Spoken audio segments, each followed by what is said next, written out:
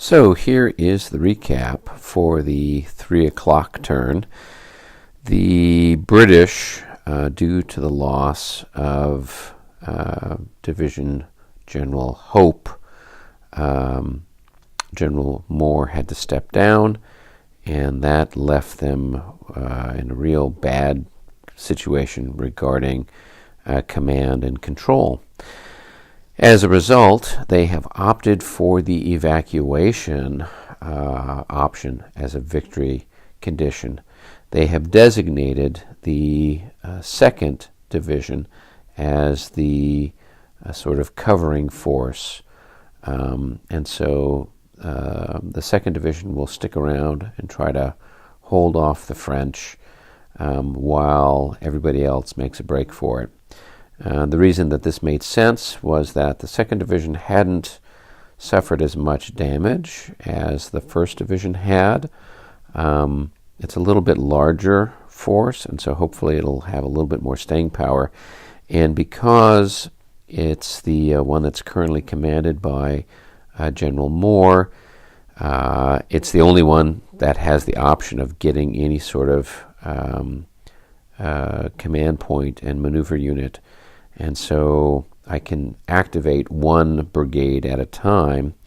And so what we did was pull back some of the British units here that were part of this brigade. They were active in the 3 o'clock turn and pulled them back. The French came through and tried to turn part of the line.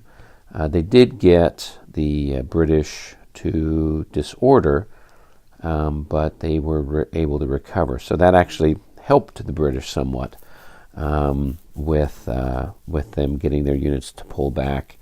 And I think the French were hoping for something better, but that's what happened.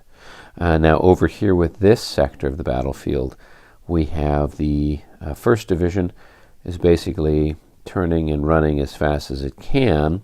Wasn't able to get what's left of this horse artillery to limber, so it's basically going to be sacrificed. And then I've got this small, tiny little squadron of British light cavalry there, kind of holding the French back. I don't know that that's going to last very long. The French are trying to keep the pressure up, sending their skirmishers forward, moving forward to try to engage with the British before the British can get too far away. The British do have generally faster movement, particularly here with most of the elite units of the 1st Corps. They have 7 movement, while most of the French have got 6 for their line infantry.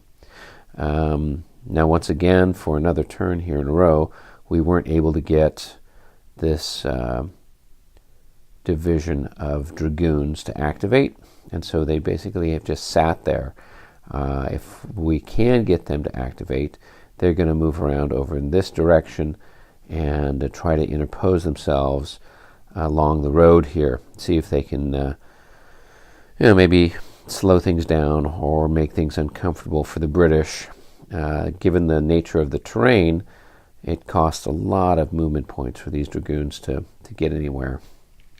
And so therefore, we might not see a lot happening with them. Now over on this side of the battlefield, we have the reserve division of the British making their way back towards the port of Corunna.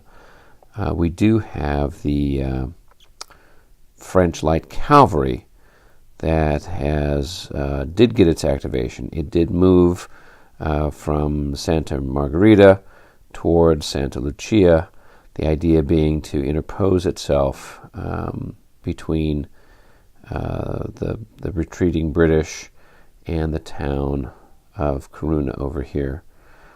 So that's kind of what their hope is. Now, they were in for a very unpleasant surprise because we have these ships of the line, and they have got a pretty staggering attack at long range. Their range happens to be like 24, 25 hexes. They've got attack of like 72. And so they hit one of these regiments here and did 3 increments of damage to it. So just nasty business. So we have 2 of the ships of the line over there. They're in a pretty good location here with a nice field of fire in this area. So their idea is to kind of maybe beat these French cavalry back, or at least make it uncomfortable for them. And that's why the French went into skirmish mode with a couple of their cuirassiers and hussars to have a better fire defense against those ships. And then we did dispatch one more ship of the line over here, so that way it could help out this division that is acting as a rear guard for the British. So they're going to come into play maybe next turn, see if they can fire on the French that are hanging out over here. Well, here is the situation at the end of the 3:20 turn. The French light cavalry got another activation, and so now they've moved to interpose themselves between the British and their line of retreat there at Corunna. Now they're taking some heat from some of the British warships off the coast, so we'll see how that goes. Meanwhile, the British are trying to make their escape along here. The Dragoons got an activation, and so they were able to move across that stream, maybe to get themselves in a position to launch some charges if they happen to roll for activation again.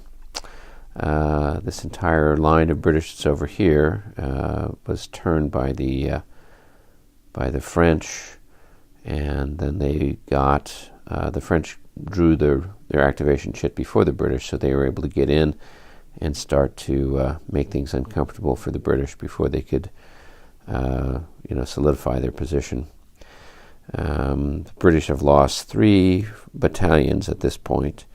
The French have lost 1, and then the naval unit here off the coast has done a considerable amount of damage to another one and sent it running away on route.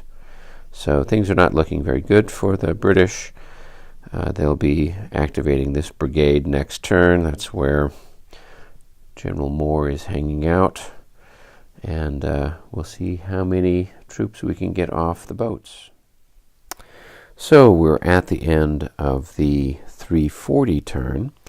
The English got the first impulse, so they were able to withdraw this brigade back and then continue their retreat this way off towards Corunna. This other group is making a long route around Santa Lucia because the French have got their light cavalry in skirmish mode out there, and so they're just going to have to take a long trip. The British Navy was able to provide some good support, got a couple of hits on. The French basically isolated the British that were over in this pocket over here.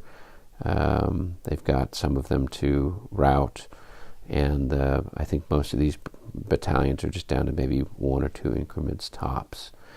So it looks like the rear guard is getting ground up pretty badly. But it looks like the British will probably be able to make their escape. They just have a faster movement. The terrain is not very favorable for the French heavy cavalry, and the French have got to try to stay in command.